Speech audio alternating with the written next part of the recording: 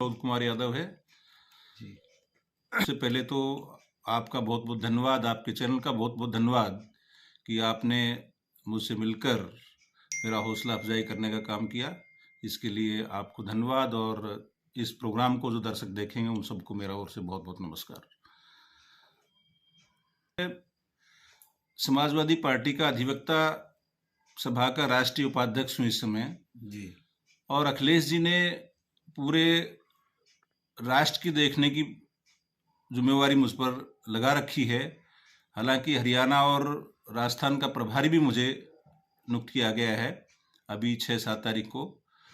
तो मैं ये चाह रहा हूँ कि इंडिया अलायंस से अगर, चूंकि लोकसभा का चुनाव बहुत नज़दीक है और इंडिया अलायंस से अगर मुझे उम्मीदवार बनाया जाता है तो मैं बहुत ज़ोर शोर से चुनाव लड़ने का मन बना रखा है मैंने।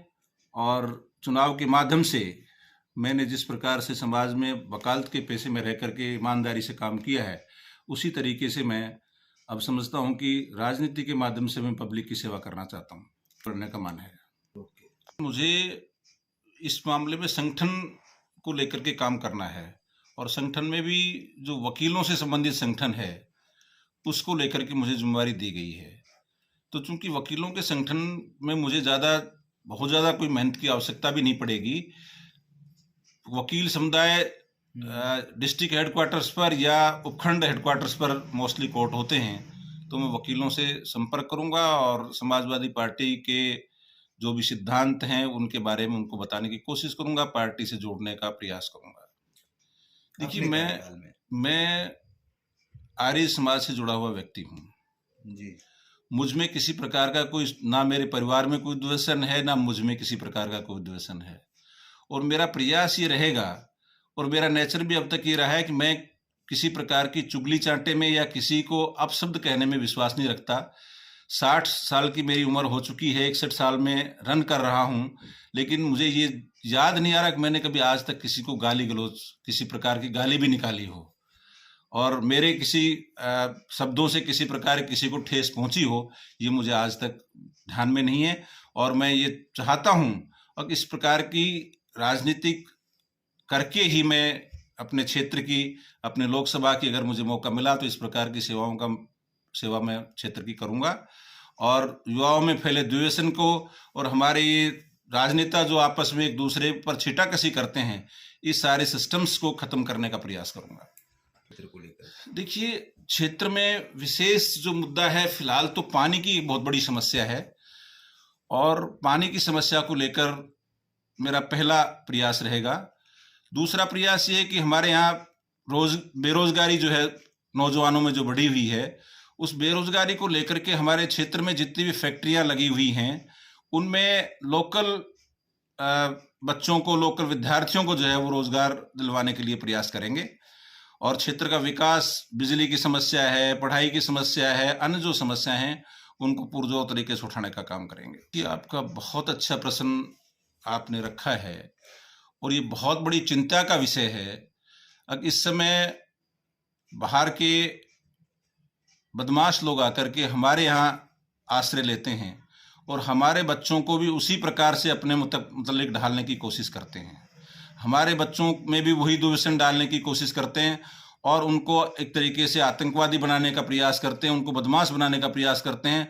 और बड़ी चिंता का विषय है कि प्रत्येक गांव में 510 बच्चे इस प्रकार के हो गए हैं। हमारा प्रयास रहेगा, चूंकि आर्य समाजी होने के कारण मैंने आर्य समाज के माध्यम से भी ये प्रयास करने का प्रयास किया है।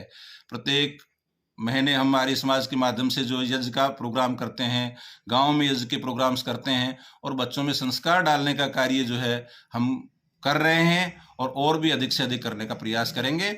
और इस जो ये गंदगी फैली हुई है, प्रशासन की सहायता से, पुलिस की सहायता से पूरी गंदगी को साफ करने का प्रयास करेंगे और बहरोड और अलवर लोकसभा को एक बहुत बढ़िया तरीके का जो है शासन प्रशासन देने का प्रयास करेंगे। देखिए, फिलहाल तो अपन चूंकि 29 तक इस प्रकार का कोई काम है नहीं कि कोटपुतली कोई अलग से लोकसभा वगैरह बन जाएगी या कोई विधानसभा बन जाएगी। 26 और 27 में विधानसभा और लोकसभा का पुनर्सीमांकन होना है। पुनर्सीमांकन के बाद में लोकसभा और विधानसभा की सीटें बढ़ाई जाएंगी। उस समय बहरोड के साथ साथ नीमराणा भी अलग से विधानसभा क्षेत्र बन सकता है। और ये सही है कि लोकसभा क्षेत्र उस समय फिर कोटपुतली बनेगा। उस समय की जो परिस्थितियां होंगी वो 29 में जो चुनाव आएगा लोकसभा का, वो चुनाव होगा। लेकिन चूंकि अब हम अलवर जिले से हट करके और कोटपुतली बहरोड जिले में आ गए हैं, तो हमारा प्रयास ये रहेगा कोटपुतली जिले में भी एक अच्छा सौहार्दपूर्ण वातावरण बने और बदमाशी का जो गढ़ है उसको खत्म किया जाए। देखिए, मैं इसको दरअसल ओछी राजनीति कहूंगा। एक दूसरे पर छींटाकशी करना, ये हमारे अच्छे संस्कार नहीं होने का द्योतक है। राजनीति करिए, राजनीतिक पॉइंटों पर करिए, विकास पर राजनीति करिए, बेरोजगारी पर राजनीति करिए, क्षेत्र में विकास की राजनीति करिए। लेकिन ये वो लाठी लेकर खड़ा हो गया, वो उसको गाली निकाल रहा है, वो उसको गाली निकाल रहा है, वो उसको ये ऐसा है, वो ये एक अच्छी बात नहीं है और इस तरीके की स्थिति नहीं होनी चाहिए। मैं हमारे उन नेताओं से भी, चाहे वो डॉक्टर जसवंत जी हों, चाहे बलजीत जी हों, उनसे भी निवेदन ये करना चाहूँगा कि वो भी बिल्कुल यहाँ का सौहार्द ना बिगाड़ें और बिल्कुल भाईचारे की दृष्टि से रहें। इससे पूर्व भी हमारे खूब सारे विधायक रहे हैं, चाहे वो डॉक्टर कर्ण सिंह जी रहे हों, डॉक्टर जसवंत जी के डॉक्टर कर्ण सिंह जी से राजनीतिक द्वेषता हो सकती है, लेकिन जहां भी कहीं मिलते थे हम देखते थे उनके साथ वो बाकायदा उनके चरण स्पर्श करते थे, आगे से नमस्कार करते थे जो है। तो बहेड़ों में इस प्रकार की स्थिति कभी भी नहीं हुई। केवल मात्र इन चुनावों के बाद, बलजीत जी के चुनाव के बाद इस प्रकार की स्थिति हुई जो अपने आप में गलत थी। उन्होंने शानू जी के बारे में भी कुछ कहा, वो भी दरअसल गलत था। इस प्रकार की स्थिति हमारे यहाँ नहीं होनी चाहिए। हमको एक दूसरे का सम्मान करना चाहिए और मैं समझता हूँ कि सम्मान करने से ही व्यक्ति को सम्मान मिलता है। देखिए, मैं आपके चैनल के माध्यम से ये कहना चाहूँगा कि मैं वेल क्वालिफाइड व्यक्ति हूँ।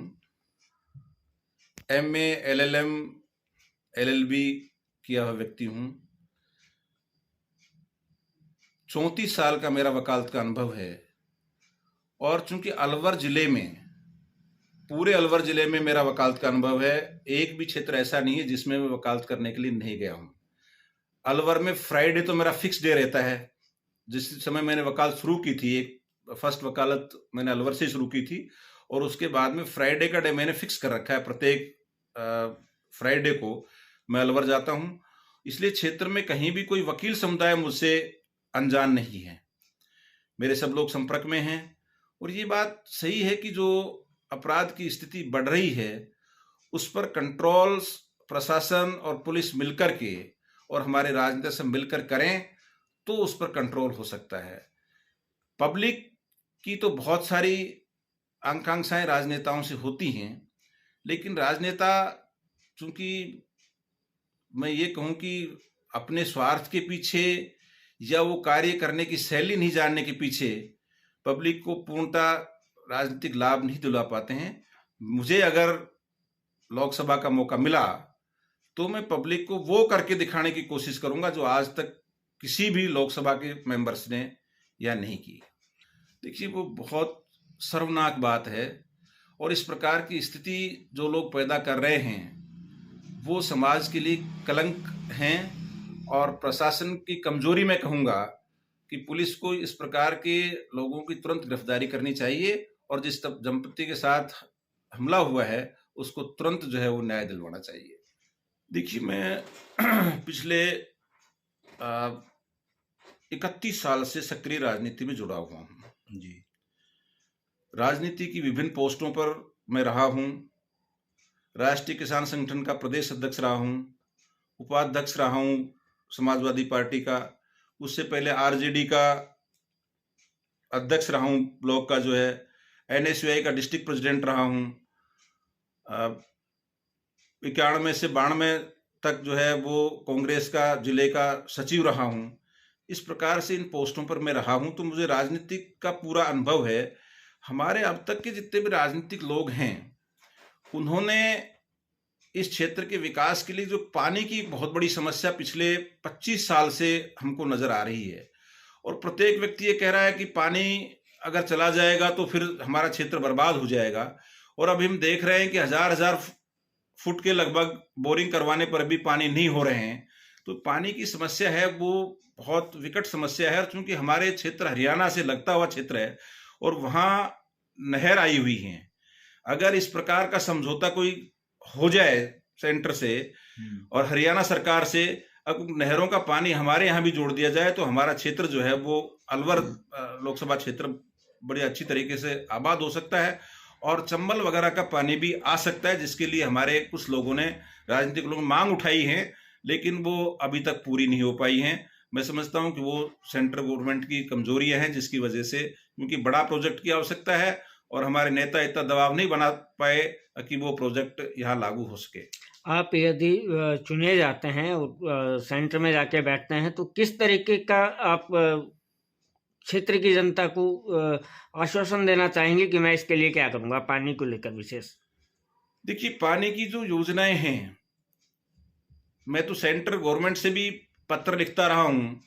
अभी भी मैंने जो है 4 दिन पहले माननीय राष्ट्रपति जी को पत्र लिखा है इस मामले में कि नदियों को जो है वो जोड़ा जाए नहरों से, और नदियों का पानी जो वेस्ट होकर के समुद्र में जा रहा है उसमें चाहे पूरी एक पंचवर्षीय योजना लगाई जाए, और एक पूरी पंचवर्षीय योजना लगा करके नदियों का पानी अगर नहरों से जोड़ करके क्षेत्र में भेजा जाएगा तो पानी की समस्या सोल्व हो जाएगी, और विशेषकर राजस्थान पूरा ही जिसको पानी की आवश्यकता है वो बहुत बढ़िया तरीके से समन हो जाएगा।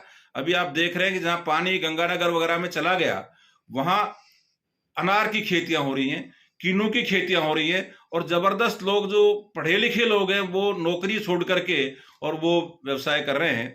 तो पानी की व्यवस्था अगर हो जाएगी तो हमारा क्षेत्र बहुत खुशहाल क्षेत्र हो जाएगा। इसलिए पानी की समस्या को सोल्व करने का पूरा प्रयास करूंगा, और उसके लिए चाहे मुझे कुछ भी करना पड़े, सरकार से कितनी लड़ाई लड़नी पड़े, वो पूरी लड़ने की कोशिश करूंगा। देखिए, 2 बातें हैं हमारे यहाँ विशेषकर 2 बड़ी पार्टियां रही हैं, और बीजेपी का जो यहाँ जब भी कभी प्रभाव रहा है तो वो केवल मात्र धर्म को जोड़कर रहा है। बीजेपी धर्म के मुद्दों को लेकर या समाज में हिंदू मुस्लिम के मुद्दे को लेकर के राजनीति की है उन्होंने गरीबों के प्रति किसी प्रकार का कोई कभी ध्यान नहीं दिया। मैं ये कहूं कि बीजेपी पार्टी कभी भी गरीबों की पार्टी नहीं हो सकती। गरीब प्रत्येक कास्ट में हो सकता है, ये कोई जरूरी नहीं है कि भाई SC ST में ही गरीब होते हों या OBC में ही गरीब होते हों। गरीब व्यक्ति प्रत्येक कास्ट में हो सकता है।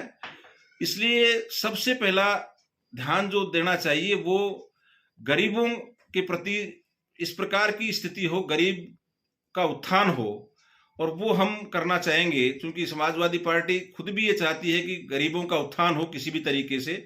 गरीबों के लिए समाजवादी पार्टी काम करना चाहती है। माननीय मुलायम सिंह जी ने काम किया है गरीबों के लिए, और चूंकि वहां उनको मसीहा के रूप में माना जाता है। अभी मुलायम सिंह जी को अवार्डेड भी, मरणोपरांत भी जो है वो सेंट्रल गवर्नमेंट द्वारा अवार्डेड किया गया है। तो वो केवल मात्र उन्होंने एक टीचर से उठकर के जो राजनीति की समाजवाद की, सबको मिला करके, सबको गरीबों के उत्थान के लिए जो उन्होंने काम किए, उस तरीके की राजनीति हम यहाँ करना चाहते हैं। क्योंकि यहाँ कांग्रेस और बीजेपी 2 ही केवल मात्र विकल्प रहे हैं, तो हमेशा ये रहता है कभी कांग्रेस आ जाएगी, कभी बीजेपी आ जाएगी, कभी कांग्रेस आ जाएगी, कभी बीजेपी आ जाएगी। दूसरा क्या है कि यहाँ विशेषकर जातिवाद का मुद्दा विशेष हावी रहता है, और राजनीतिक पार्टियां भी जातिवाद की दृष्टि से ही टिकटों का वितरण मोस्टली करती हैं।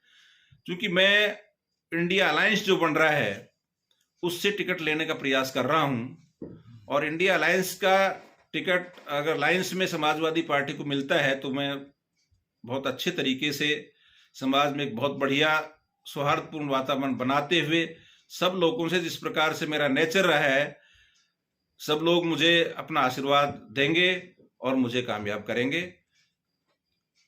अंत में आप क्या संदेश देना चाहेंगे आमजन को? आमजन को मैं तो यही संदेश देना चाहूंगा कि प्रत्येक व्यक्ति जो है वो शिक्षित हो। शिक्षा अगर है तो सब कुछ है, और शिक्षा नहीं है तो कुछ भी नहीं है। इसलिए मेरा सब अलवर लोकसभा क्षेत्र के लोगों से, चाहे वो गरीब से लेकर अमीर तक हो। मुख्य बात यह है कि वो अपने बच्चियों को शिक्षा दें, जिससे वो पढ़ लिख करके देश की अच्छी सेवा कर सके। और उसके अलावा फिर बाकी कार्य जो है वो अलग हैं, लेकिन शिक्षा की तरफ अधिक ध्यान दें। ये मेरा आम जन से संदेश है।